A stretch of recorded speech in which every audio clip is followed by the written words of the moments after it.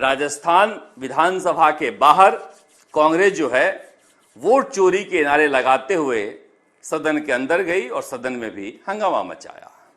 जवाब में बीजेपी के सदस्यों ने भी जवाब दिया और ये वोट चोरी की तख्तियां लिए हुए आप देख रहे हैं, टीकाराम जूली हैं, सचिन पायलट हैं, हरीश चौधरी हैं, तमाम बड़े नेता हैं। ये दृश्य नजर आया। हालांकि प्रदेश अध्यक्ष गोविंद सिंह डोटासरा यहां पर नहीं दिखे और अशोक गहलोत पटना गए हुए थे और इस तरह से वोट चोरी को लेकर यहां पर भी प्रदर्शन किया गया। तैयारी पहले से थी। देखिए, सबने टी शर्ट और शर्ट पर छपवा रखा है, बैनर बना हुआ था, यानी कि विधानसभा में कैसे पहले दिन प्रदर्शन करना है इसकी पूरी तैयारी थी। कांग्रेस कोशिश कर रही है कि इतना बड़ा मुद्दा बन जाए जो हमारे लिए ब्रह्मास्त्र बन जाए, पर अशोक गहलोत ऐसा रायता फैला गए हैं कि इन सारे मुद्दों पर पेपर चोरी जैसा मुद्दा हावी हो जाता है। पर आज इस दृश्य के बाद हमने पता किया कि अशोक गहलोत हैं कहां। दरअसल अशोक गहलोत बहुत सीरियसली ले लेते हैं जो मैं कहता हूं।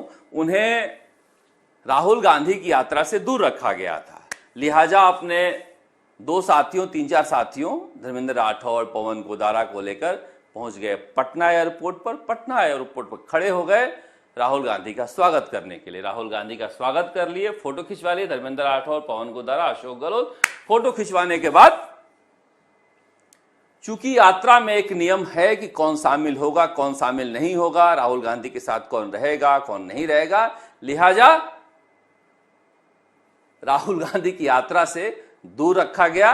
मगर पटना एयरपोर्ट पर फोटो खिंचवा के शायद ये संदेश देने की कोशिश किए कि हम भी यात्रा में शामिल हुए हैं, मगर राहुल गांधी के साथ यात्रा में शामिल होने का मौका नहीं मिला। बिना बुलाए पटना पहुंचे थे। ये अशोक गहलोत से सीखनी भी चाहिए कि कांग्रेस पार्टी चाहे कितने भी भाग रही है, वो पीछा करना छोड़ नहीं रहे हैं। अब इतना वरिष्ठ नेता एयरपोर्ट पर जाकर खड़ा हो जाए माला पहनाने के लिए तो मना कौन करे। पर यात्रा में आज कहीं दिखाई नहीं दिए, यात्रा के समापन पर स्टेज पर भी कहीं नहीं दिखाई दिए। पर चूंकि यात्रा चल रही थी, आखिरी दिन था, किसी ने बुलाया नहीं, तो इसलिए एयरपोर्ट पर चले गए थे और इधर आपको दिख रहे हैं स्वागत करते हुए एयरपोर्ट पर। एयरपोर्ट से स्वागत करने के बाद वापस आ गए हैं। पर सचिन पायलट पिछले 2 दिनों से लगातार धूम मचाए हुए हैं टोंक में। जिस तरह से वो सियासत करते हैं, उस सियासत में ये एक पोस्टर बॉय बन जाते हैं और लोगों के साथ सहजता जो दिखाई देती है वो टोंक से आने वाले हर दृश्य और उनके हर बयान सोशल मीडिया से लेकर मीडिया पर दिखाई देने लगते हैं। और आज वो पहुंचे थे विधानसभा के बाद ममता भूपेश के कार्यभार को संभलवाने के लिए, जो एससी प्रकोष्ठ की अध्यक्ष बनी है, प्रदेश अध्यक्ष बनी है राजस्थान में। यहां पर कई लोगों ने कई तरह के समीकरण की बात की है, पर हमें जो दिखाई दिया उसमें दिखाई दिया गोविंद सिंह डोटासरा और सचिन पायलट बहुत कंफर्टेबल ढंग से और एक बोनहोमी जो होती है, एक लगाव जो होता है, उस लगाव के साथ दोनों बातचीत करते हुए नजर आए। जिस तरह से कहा जाता है कि राहुल गांधी बहुत कंफर्टेबल हैं तेजस्वी यादव के साथ या फिर आप अखिलेश यादव के साथ, एक नई पीढ़ी कांग्रेस में आ गई है। और इसी तरह से ये नई पीढ़ी के जो आपको दिखाई दे रहे हैं नेता, ममता भूपेश के कार्यक्रम में सचिन पायलट का इस तरह से चीफ गेस्ट होना, ये कई तरह के सियासी बदलाव का संकेत कर रही हैं। लिहाज ये राष्ट्रीय अध्यक्ष है अनुसूचित जाति आयोग की, और ये तस्वीर है जहां पर आप नीला गमछा लिए देख रहे हैं। बाबा साहब भीमराव अंबेडकर का नीला रंग जो हो गया है वो दलित राजनीति का पर्याय हो गया है। और ये गोविंद सिंह डोटासरा, रामजी लाल गौतम और ममता भूपेश और सचिन पायलट दिखाई दे रहे हैं। इधर कांग्रेस की दूसरी नेता भी दिखाई दे रहे हैं। मगर जो कुछ मैं आज देख रहा था स्टेज पर, गोविंद सिंह डोटासरा और सचिन पायलट और टीकाराम जूली, ये जो त्रिमूर्ति है कांग्रेस की, ये शानदार प्रदर्शन कर सकती है। जो एक बोझ है पिछली सरकार के पापों का, उसे हटाते हुए एक नई तस्वीर पेश कर सकती है, नए वायदे जनता के साथ कर सकती है जिस पर भरोसा हो।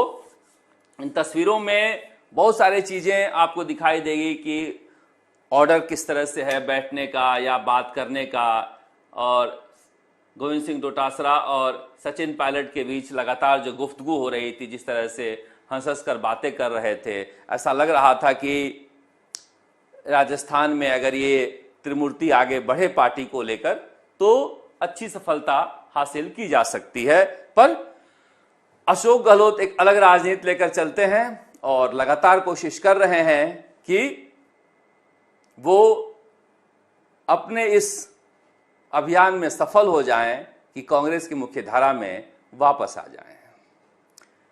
इसी लिहाज से मैं कह रहा हूं कि कांग्रेस की राजनीति बेहद दिलचस्प होगी आगे जाकर, जहां पर अशोक गहलोत आसानी से बैठने वाले नहीं होंगे। और बीजेपी की राजनीति में अब देखिए, गजेंद्र सिंह शेखावत ने कह दिया कि एसआई पेपर पर अपील, जो परीक्षा रद्द हुई, अपील करनी चाहिए, और भजन लाल शर्मा अपील करते हैं कि नहीं करते हैं। वहां पर भी जितनी मुतनी बातें हो रही है, पर भजन लाल शर्मा को लेकर चूंकि अभी किसी भी तरह का कोई उहापोह है नहीं, दूर दूर तक कहीं से कोई सुगबुगाहट भी नहीं है, मंत्रिमंडल में फेरबदल भी नहीं कर रहे हैं, बोर्डों में नियुक्तियां भी नहीं दे रहे हैं, यहां तक कि पार्टी के पदाधिकारी भी नहीं बनाए जा रहे हैं, मगर कोई चू चपड़ नहीं कर रहा है, चुपचाप बैठा हुआ है। क्योंकि यहां पर बीजेपी में जो वसुंधरा राजे ने कहा है कि वनवास कब किसका हो जाए पता नहीं चलता, इसलिए सब चुपचाप ही बैठे हैं।